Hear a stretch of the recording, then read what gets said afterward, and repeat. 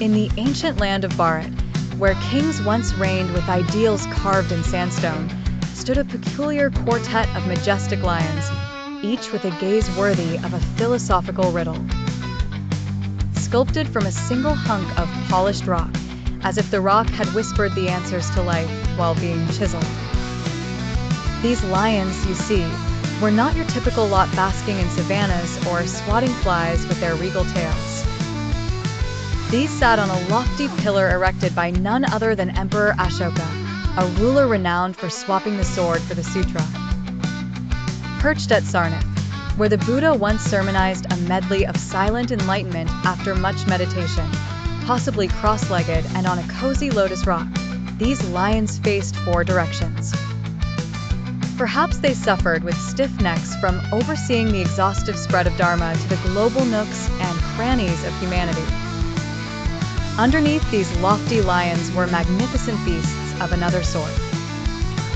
Sculpted reliefs depicted a horse that seemed like it had galloped straight from a Vedic tale, a bull that might have moonlighted at Wall Street, an elephant with an aversion to peanuts, and yet another lion that probably engaged in whinge fests with its stone brothers.